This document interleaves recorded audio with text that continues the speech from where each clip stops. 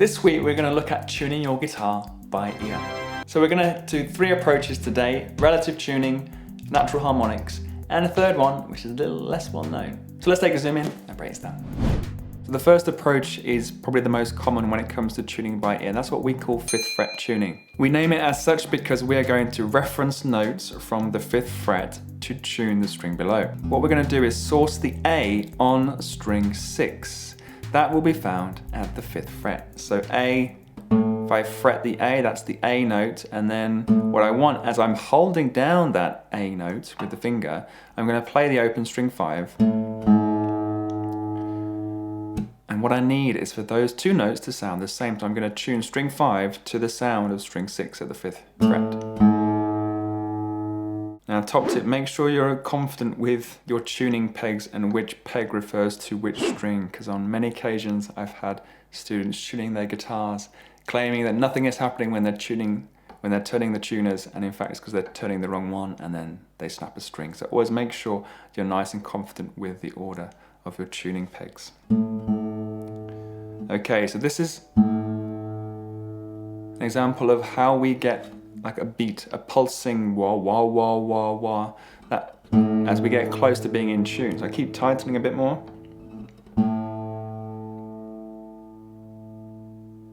And then when that pulse sort of wah wah wah sort of flat lines, that's when you know the notes are in tune.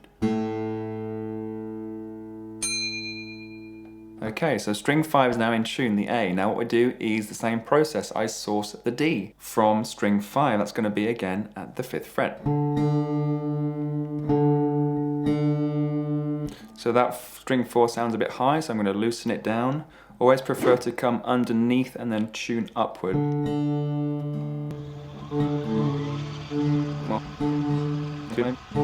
Okay, string 4 is now in tune. That is the D.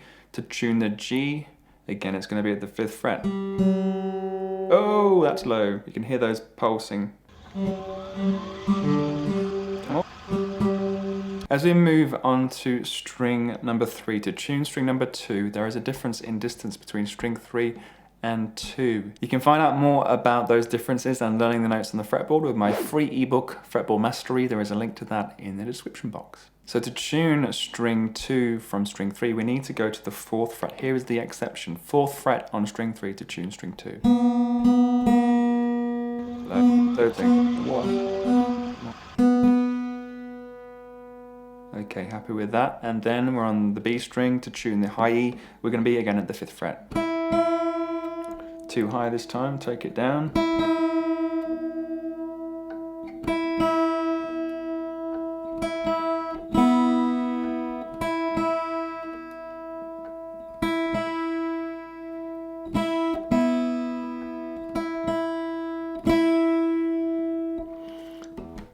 And then we're good. Again, it was 5th fret string 6 to tune 5, 5th fret of string 5 to tune 4, 5th fret of string 4 to tune 3, 4th fret of string 3 to tune 2, and 5th fret of string 2 to tune 1.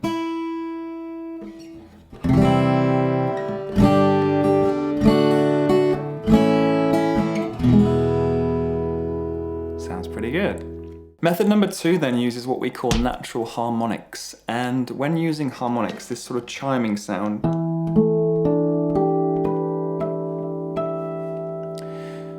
the frequency of the harmonics is such that to hear that wobbling, those pulses, is a little easier to do using harmonics, so it can help with tuning. The trick is that it just takes a moment to learn the technique of the harmonic. Now these harmonics are to be found in the 5th and 7th frets. So the 5th fret harmonic on string 6, again we start from string 6.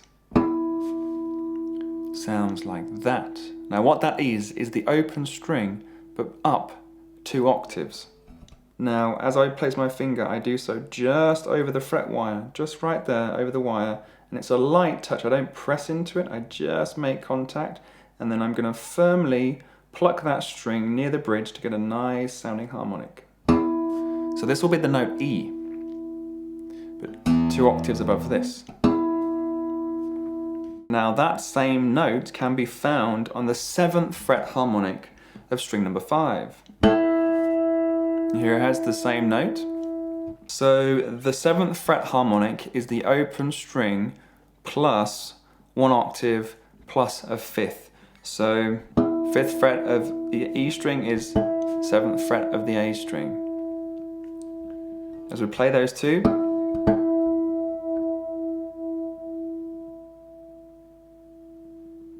there you go, it flat lines and they are in tune. Same process then, we go 5th fret of the A string into the 7th fret of the D string.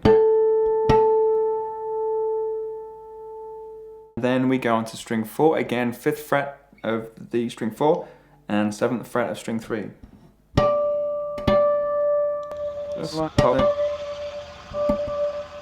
The issue with the 5th fret tuning again occurs with the harmonics, and that if I go 5, 7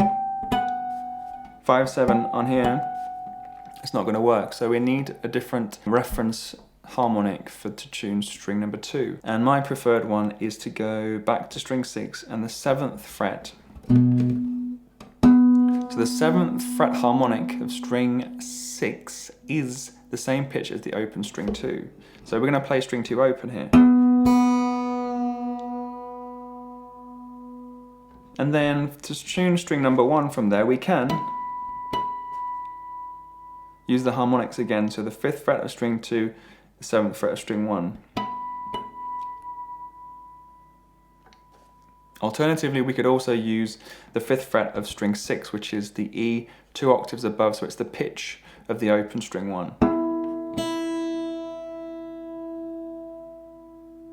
The third approach, which is a little less well known, and I learnt this in a YouTube video from a guy named Richard Lloyd, who I understand was the guitarist of the band Television. So again, as before, we start with string 6, and we're going to assume that that is in tune.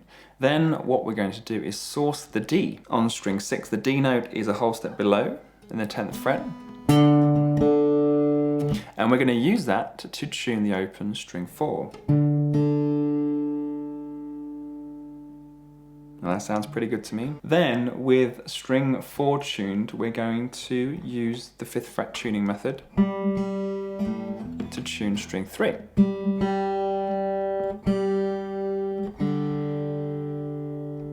Then we're going to go to the 2nd fret of string 3, the note A, and we're going to use that in an octave to tune string 5.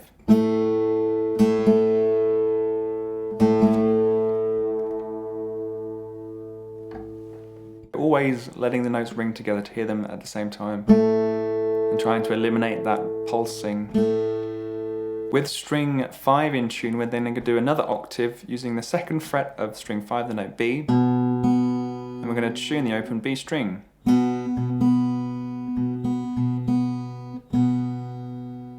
And then we use another octave down onto string number 4. We're going to use the E note in the 2nd fret again to tune string 1.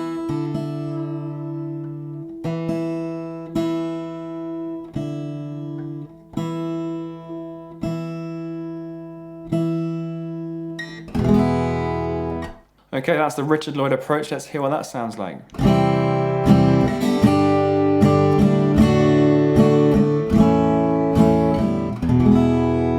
So there you are, guys. That is tuning by ear. Now, question of the day. Which approach do you think was best? Is there another method that you think is better? Let us know in the comments below. If you did enjoy the video, please don't forget a thumbs up and do consider subscribing if you're new to the channel. As you do so, don't forget to ring that bell. So if you'd like to get more familiar with your fretboard, I have, of course, my ebook that I mentioned before, Fretboard Mastery. And if you'd like to get even deeper, learning the fretboard is part 1 of my guitar course, Guitar at Buster's Essential Theory, and there's a 25% discount with the link in the description box. There is a handout available for all my supporters on Patreon. You too can help support the channel for as little as $3 per month and get exclusive access to teaching materials from YouTube and my Instagram feed. Thank you guys, you have a great week and I'll see you next time.